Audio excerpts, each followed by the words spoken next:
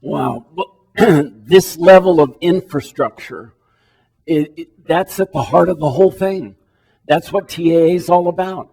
Kevin and I were talking this morning that we wished we had heard our talks 25, 30 years ago to avoid all the learning. And I would imagine that almost all the infrastructure Kevin has told you about evolved from him. Everybody assumes everybody knows what they're doing. And these guys sign the book contract and sit down at their dining room table and they're going to write Gone with the Wind, you know. No, it's this stuff that's at the key. So this says a holistic approach. It really is blood guts guide. The behind the scenes stuff like Kevin has shown us that's so important. Why not start with the cover? Be engaged in the cover of your book. You'll notice here that I wanted the title tucked in as part of the mountain, part of the landscape. I'm fortunate that my wife's a nature photographer, so we use her photos and so on, but we've been involved in the cover design of the books. Maybe it's a wrap photo where you run across a photo. This is from the Great Barrier Reef off Australia.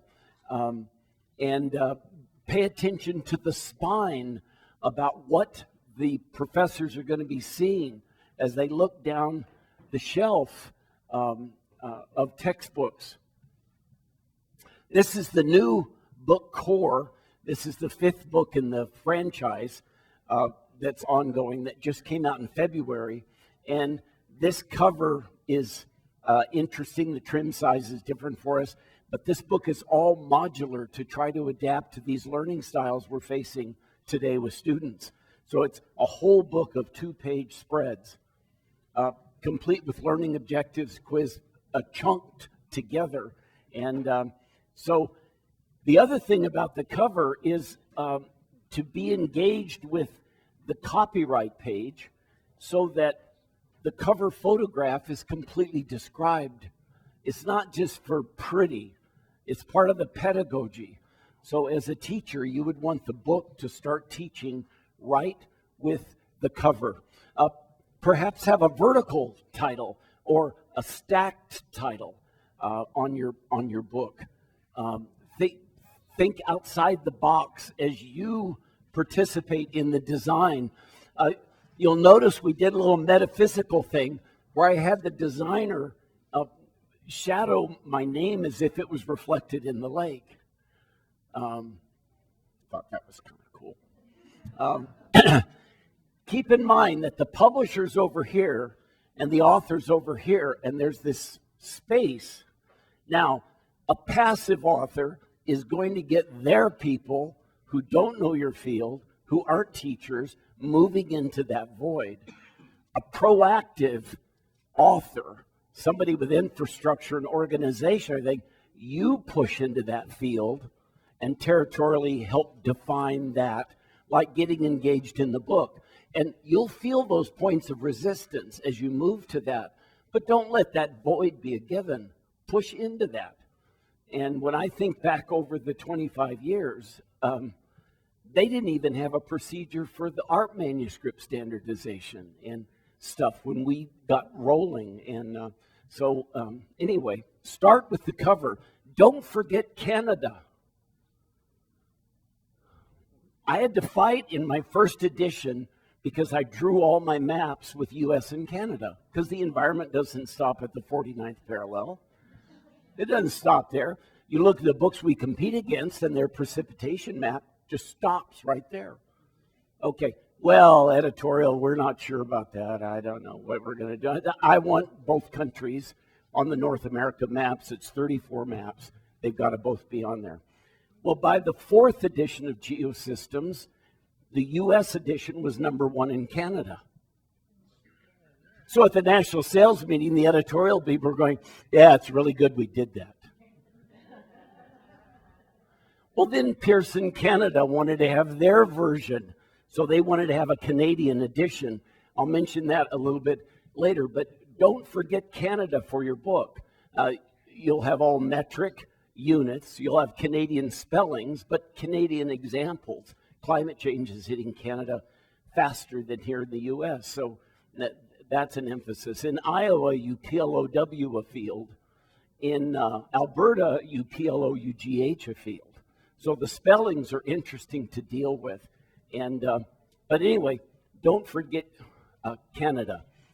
So the Canadian covers, you see we've got the title tucked, which was new to them. In fact, on the first Canadian edition, they had no electronic. I helped them set up an FTP site, which I prefer to Dropbox, but FTP where files can be easily transferred from the two sides. And translations, watch for these. To me, these are like virtually impossible to track on royalty statements. But here's a Korean edition of the book, all done in calligraphy. And somehow the pagination was the same. I don't know how that works, but all the figures were redone with calligraphy for Korea. Here's Portuguese, German, Spanish. Some of you have books in languages, but watch and ask your editors about translations. And then there are the international editions. This came along when the leakage of books back into the country was so severe. So here my 8th edition came out, and lo and behold, I discovered after the fact that there was an international edition that was softcover that we didn't have anything to do with picking the photograph. They don't describe the photograph anywhere. The cover has no pedagogic value. And so I pressed into that void. So let us help with the cover on the international edition. Let us help with that. There's still leakage going on, but anyway, watch for translations. Watch for international editions in this little Blood and Guts tour. So I'm going to try to just hit some high notes about writing as a business. And Kevin's structure of his screens and office is exactly that. A master publisher writing contacts list, know your market, know your niche. A couple of comments about research. Think about the entire book. Book design, feature elements, think about that as you're going along. Build figures. I'm going to show you some examples of plagiarism to be on the defensive and look for that. Stay current, up to date, relevant. In your revision cycle, you want the market, oh yeah, that's the one that really does revise. And that helps drive the shift to the new edition. A customized style guide, a couple of comments about screen layout, page proofs. Marketing, really important. It is not disgraceful to be an academic writing a textbook and be concerned about sales. I don't understand that. I know I had colleagues at the college that didn't view teaching as a sales activity, where you're presenting information, you want to qualify objections, and you want to sign the bottom line on the contract. I mean, it's not quite used cars, but that's the function. To be oblivious to that misses part of the teaching. I mean, well, I'll just give it out there, and I'll only show slides once a week. This one guy I taught with, Mount St. Helens went off on a Sunday, and he's a geologist, and Monday's lecture was about volcanoes. And he came out of the class bragging that he had made it through the whole hour and had not mentioned Mount St. Helens. John Wayne's dead, you know. I mean, unbelievable. I mean, swear words were exchanged. I don't understand. So it's okay to work and be concerned about marketing. The marketing people don't know the buzzwords of your discipline, and you do. What to do during the text edition's life. Kevin made some great points there. Derivative books, I'll talk about that briefly.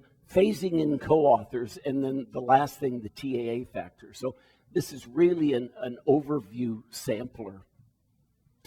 First of all, writing is a business. So have electronic letterhead, have business cards that are specific. If you're at a sales meeting or somebody asks you questions about the book and you hand them your university a business card, but hand them a textbook business card. Go get the stuff printed up. Develop an icon that's representative of your book, a specific icon. We use this a compass, and I put my wife's name on the initial cards because of her role in the photographs. But treat it like a business. So you copy machine. Now, in the old days, we needed the big with enlarge and reduce and everything else because of art development. The new smaller ones are better, but make sure you've got a fax and the separate landline for it. Headsets are mandatory. None of this stuff. And you probably already know that, but that's a basic. I'm really lucky that I've got a formal writing studio, but build a writing studio. My first one was in a garage. And I even carpeted the ceiling so it's quiet in there. And I went out in the garage and worked for 4.5 years, and the first edition came out. The closest thing a man can feel to having a baby. And when the F and G's come back and you're looking through, you're seeing if all the toes are there and the fingertips. But do this writing studio thing. It signals to your family that you're serious. Have it at home. Don't try to write in your campus office. My campus was one that wanted half the royalties if I did it on campus. So that idea makes it easier for all the Christmases and Easters and summers that are going to be missed because you're down the hall. You haven't cleared free of the family. I built a whole writing console. Now, this is a 30-inch monitor, but there's a third-party 32-inch. Apple doesn't make the 31 anymore, or 227s I evolved to. But the idea of a console where things can be spread out as you compose. And the incline surface helped neck and everything in that way. He talked about his clippings files, and I call those a preparation file, but the old manual ones or electronic. This is really a critical system, and to keep the backup archive. I can't believe how many times I went back into before. Okay, that's the way to keep that up to date. Now, in terms of business deductions, my books are Earth System Science, so that's about everywhere you go. As long as you keep detailed logs and so on. I'm talking about logs of mileage back and forth to FedEx, to the airport to come to this conference. That's a mileage log entry. Writing conferences, all professional meetings. Start making photographs for your book. This idea where you've got something that's key in your chapter about something, and look for photos of that. Not that the author gets paid for that. The third-party contractor would get paid, but why use a stock photo? Why not take it yourself, and then while you're taking it, that's a business deduction. Equipment purchases, office expenses, write-off stuff, office supplies, a percentage of the base phone rate plus all the business long distance, and the home footprint is a business.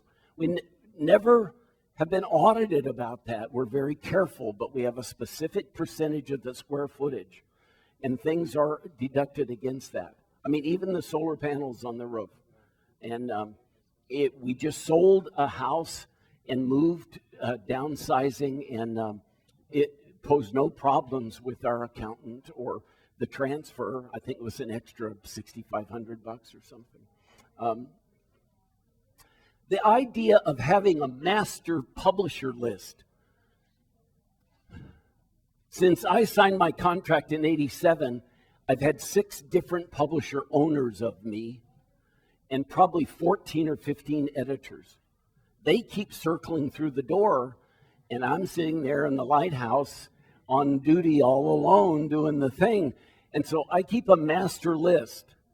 And this is very helpful when they inevitably screw something. Then you've got carbon copy people and you sample the whole gang at once.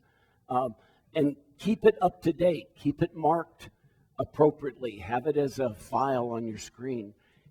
that is so important because it can be a very nebulous world back there if your editor's the only one you know. And not only a master list, but there's that constant threat that you will get on a plane and be there to chat. It's not this abstract, I can't believe how many people, I don't really know who my editor is now. They moved. No, you know who they are. You know their family's names. They have relatives in the old country. But you stay in touch in that way. I recommend spreadsheets way back from before your first contract, that you lay out the competing books, develop 30 or 40 items, features, subject matter that's important. Right now on an environmental science book, or I would put Flint, Michigan drinking water. How many books cover that? Yes, no, otherwise. And you start seeing where the voids are where you're going to step in. This mapping of the structure, because oftentimes people that don't necessarily know the field will shoot from the hip and spitball what they think your book should be. And you have the spreadsheets. You're ready to talk about your product and where it fits in the marketplace. When my first edition came out, we were the first to capitalize Earth as a proper noun. Without the. I mean, Mercury, Venus, Earth, Mars, Jupiter. See, it makes no sense. You don't say the surface of the Mars, the rings of the Saturn, the atmosphere of the Earth. It's an ancient put down of Gaia. Capital E, Earth. Okay, so on the spreadsheet, competition, lowercase, lowercase, lowercase, lowercase, lowercase. And you start to define your field in that way.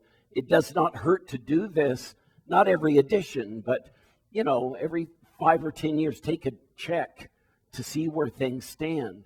In your field, there would be a lot of things to categorize in such a way. Now, in terms of research, I've always thought that the published textbooks were the past. And when I first really went through my field in the 80s to see where I was going to pitch geosystems, I was shocked to see that they were looking at each other and recopying errors. And I mean big ones, like describing Earth's tides incorrectly. Big stuff. And so I thought of that as the past.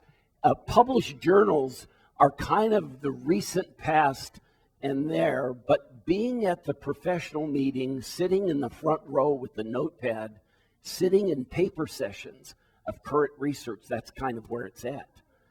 And those leads where you go up and talk to that scientist, they're shocked that you want to talk. They want to help. Here's a CD-ROM of all my maps.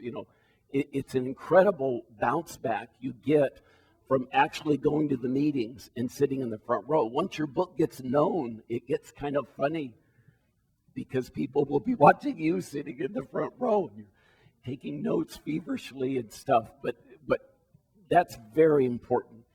And I know that every one of you could get up and give this talk because we all have our personal approach. And I want you to know I appreciate that. It's presumptive for me to get up and say, gee, it's good to go to a professional meeting, but I know that would be on your list if you were speaking here today. So the paper presentations are what's now. Contact authors in the field directly. When Science Journal, the Proceedings of the National Academy of Sciences come out, and here's this article, and the email of the lead scientist is down there, I email them immediately. I'm curious about this. I write this book, and I want to know that. And that has just been really incredible over the years as a source. Standing at your booth at the convention when you're not in paper sessions, that's a contact point where people come up. And I'm always amazed at the professional meetings how few of the authors are there at the booth. That's that fear of hucksterism or something. I don't know what, but that's really important to stand there. And I always will say to someone, well, I'm really glad you like the book, but Like if I go home right now, what is it you want me to read? And I've got a notepad right there, and I'll write down the things that that person thinks I should read. Professional meetings. The clippings file thing we've already talked about with Kevin and how important that is. One thing I do is when I'm researching and I'm going to compose new material, I use broadsheets. I use big sheets of paper, and around that console, I'll put those sheets of paper and then compose off of that as opposed to note cards. Or I find this preferable to even electronic files where you've got it dismembered. Here it's kind of all together, and you can track things around. I know it seems tedious, but you can see the power of nerd. See, Kevin and I are nerds, and it's really cool. It's the way to go. I didn't say geeks. We don't buy chickens' heads off, but nerd. That's just one suggestion. In terms of thinking about the entire book, as you conceive of it, as you go into the contract meetings, think of the front and back cover, the inside, the half title page, a dedication page and possible epigraph, the page and part and chapter opener design. So when you look at your book, you're thinking of the back cover. How can this explain the uniqueness of that niche that you're attacking? Inside front cover, how can that be part of the pedagogy? What is a useful resource? The reason you want to think of these ahead of time is so that you can refer to them inside. The half title page, how can that serve? The edition right after Superstorm Hurricane Sandy was right there. Then the title page itself, whatever you decide to put across the title page, be the instrument that designs that. The copyright page, I always insist on proofreading the copyright page. And that includes having the description of the cover, which fits the pedagogy, which can be referred to inside. A dedication page is always nice if that can be budgeted in your signatures. And the idea of an epigraph, and I think this one applies to all of us, but I've used an epigraph from Barbara Kingsolver. Now think as a textbook author what she says. The land still provides our genesis. However, we might like to forget that our food comes from dank, muddy earth, that the oxygen in our lungs was recently inside a leaf, and that every newspaper or book we may pick up is made from the hearts of trees that died for the sake of our imagined lives. The paper in the book is the product of the systems in the book. What you hold in your hands right now beneath these words is consecrated air and time and sunlight.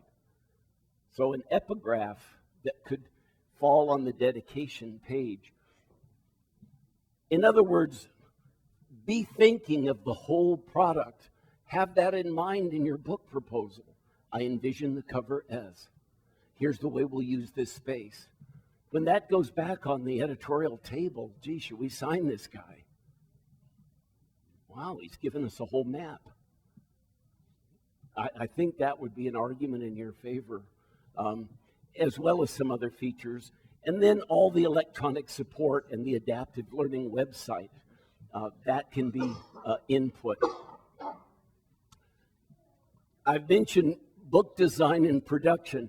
Remember, if a book has a 2017 copyright, it was in stock January 2016, which means you started on it in January 2015.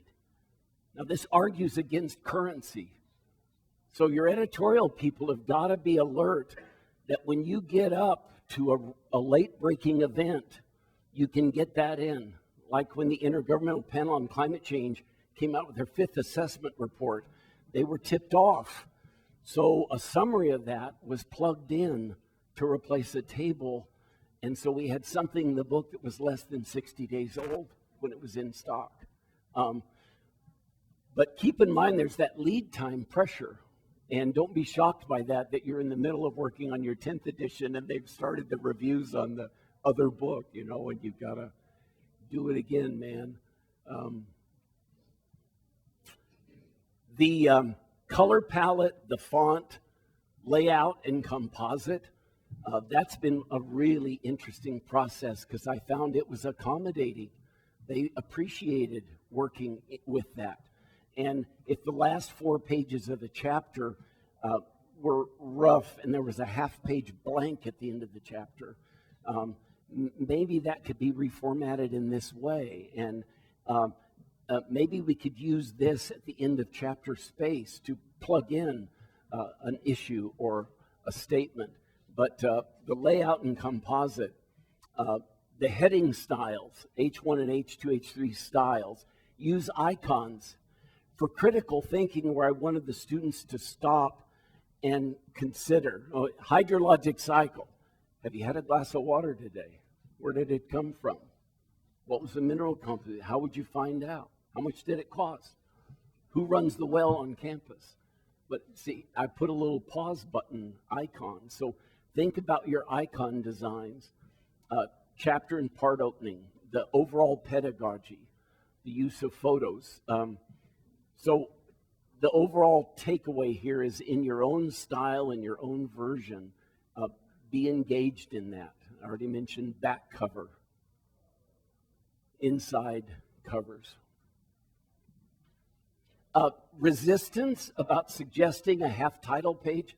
No, because that's that void area. They hadn't thought of that. They were going to leave that blank. They were going to... I mentioned copyright, epigraph. Design your brief table of contents. Design your table of contents.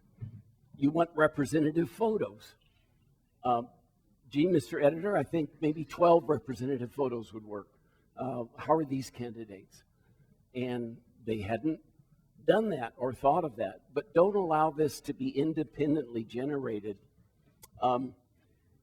Constructing a chapter. Kevin really went through some good basics on the infrastructure, but your outline would be reflected in the H1, H2, H3 heads, the topic sentence construction, thinking of avoiding walls of text, the integration of figures and text together so that each page turn is an aha as you're going, and avoiding long paragraphs. Learning objectives are key learning concepts. And by this, I do not mean you use the word know or understand. Upon reading this chapter, you will understand, or you understand. No, that's not a behavioral objective. You will discern, you will list, you will diagram. Those kinds of learning objectives. And then use the learning objectives to structure the chapter review and summary. So that they've got the learning objectives, the chapter summary. I get emails from students saying, I sat down and just read through the learning objectives and the summary at the end of the book before the exam. Make your key terms list before you start writing. In other words, map that out so that's before you start writing. And define it in the sentence where it's first bold-faced. One of the weird things in my field is that I found that the physical geography competitors were not bold-facing the words physical geography. Gee, that would seem like that'd be the first boldface in your book. Seems like that would be a good idea, but so that idea, figures and illustrations, I'll show you in a minute, but block out and draw and conceptualize that before. This idea where some professors I've talked to sit down and write the thing out and then the figures are stuck in after. They should be built simultaneously so that the text and the figures intertwine and integrate and complement each other.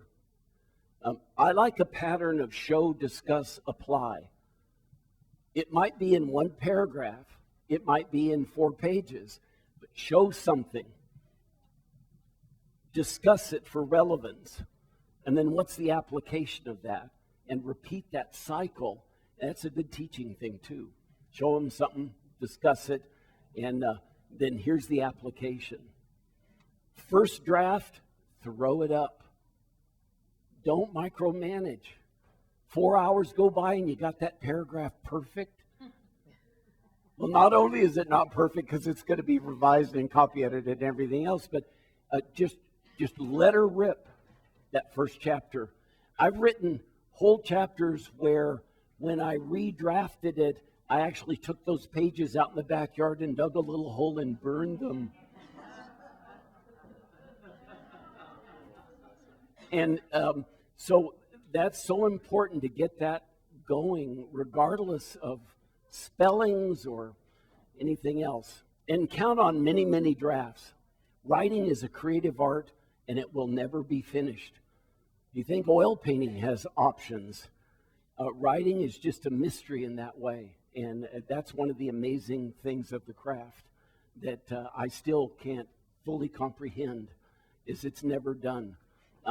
If you reach a point, the horizon is just retreated that much farther. An active voice. At the airport, when they say, we would like to welcome you to Flight 53, I always go up and go, well, why don't you then? What's wrong? Don't you want me to go?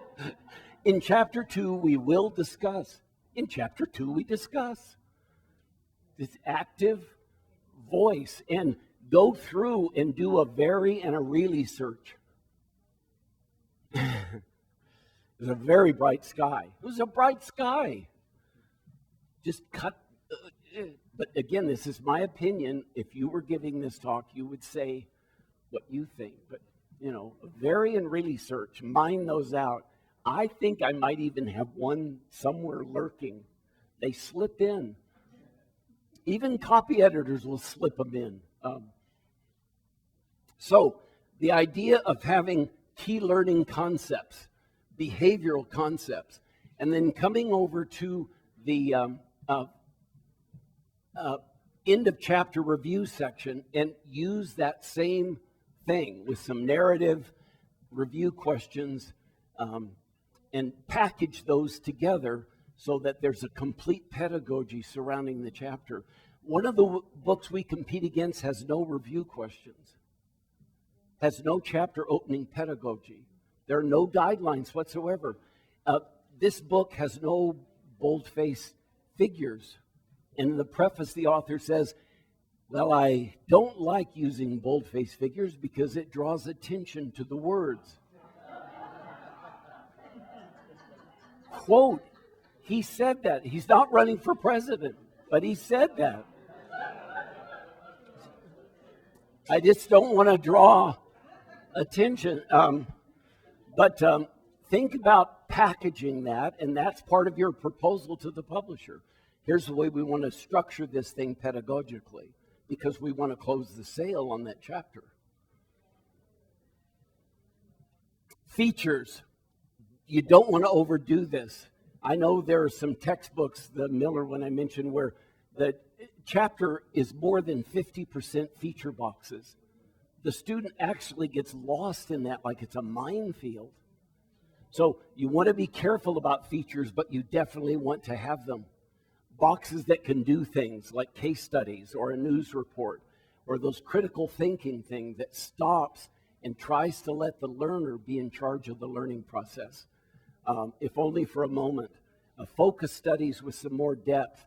We have some lab working on it problems at the end of chapters as an idea. So be thinking about, we have one called Geo Report that will be tucked in at the bottom of a page, or Geosystems Connection up there. The icon is a little bridge. So here's where we've been, here's where we're going, across the bridge to the next chapter. Here's a critical thinking thing with the pause button.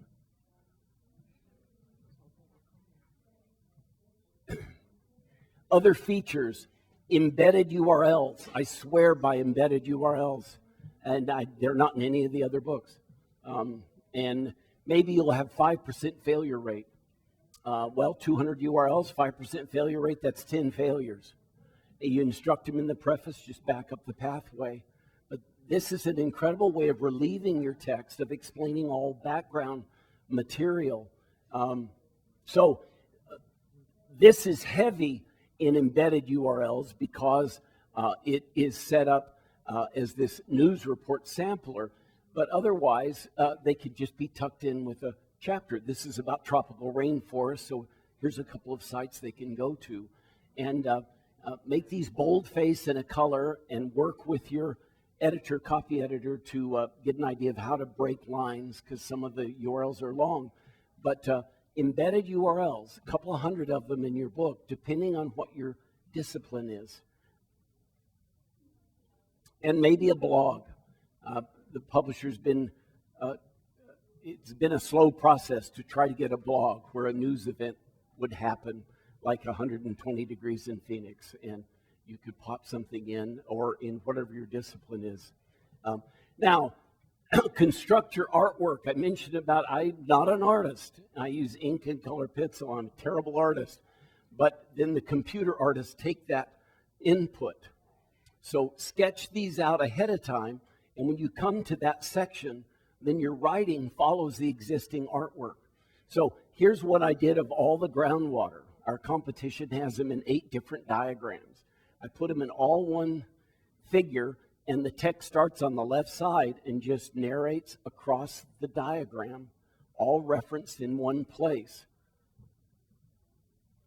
Now, if you didn't have that drawn ahead of time, see, there would be nothing to guide the integrative text process. Another sketch. See, now, it's not important that I can't draw, but it guides them. My perspective is very Grandma Moses or something, I don't know. Think about compound figures, schematics and art and photos, so that the teacher puts the figure up and works down the figure, and you've given the teacher a fastball in the middle of the plate to hit a home run with. And when it comes to, well, am I going to adopt this book again? Well, I had those 6 home runs in that chapter where you've given them a compound. Now, notice these photos are just printed on the paper and there's no drop shadow. So make sure in your design you do drop shadows. Drop shadows help it pop off the page. It helps the students with their spatial orientation difficulties. It gives it dimension. But here you've got representative photographs, a system schematic, and an art illustration, but as a compound or a map with figures. Now, the plagiarism. This is my diagram. I got this U.S. Geologic Survey photo. I sketched out 4 stages, and I made this stage match the photo. A competitor comes out, and there's my 4 stages.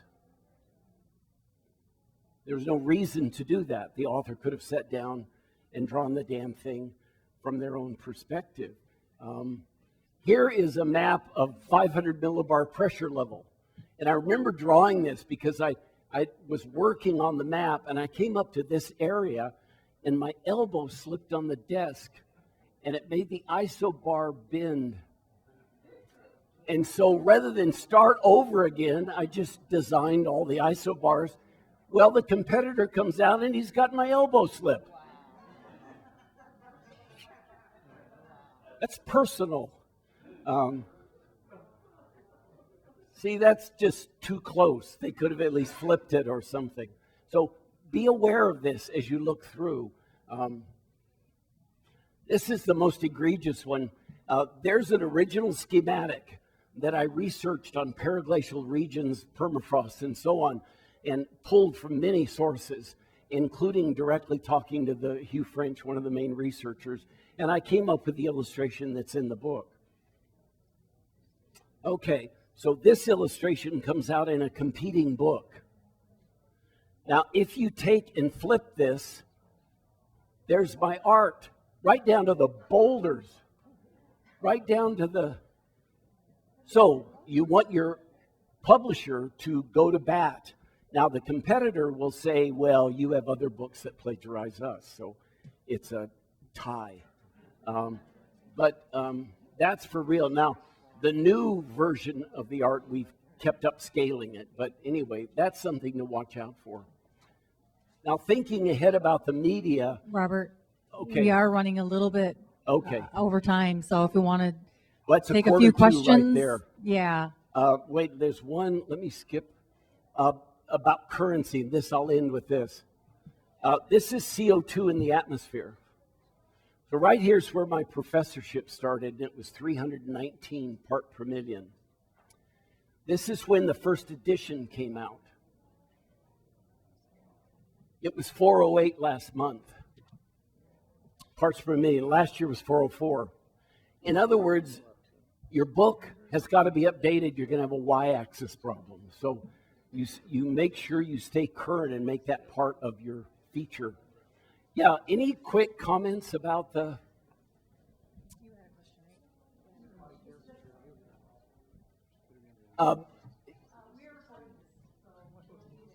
Okay, that's available that way. My question was about your artwork. And first of all, you're a better artist than I am, so you did a great job with that. I can't draw at all. But I have had varying experiences getting my rough schematics converted into, really impressive artwork like you had in your book. Sometimes, you get an artist that, does a fantastic job, and sometimes they don't really do much more than take your rendering and put it on the computer. And in my experience, you never have contact with the person doing the art. You'll be aggressive. 3 or 4 steps down the road. So I was just curious how you manage that part of it. These clouds look like fried eggs. Make them look like clouds. And be aggressive that way. Don't just go, oh, well, gee, I've never, thanks for that. No, but be aggressive that way, but constructive. And they'll find, if they know you're conscious and aggressive, they'll find the artist to do it for you. Another thing is to get to know your book designer and work through that channel so that they'll uptick the quality. The best art we ever had were old Mylar overlays in the first and second edition where they photographed them before computer art. Yeah.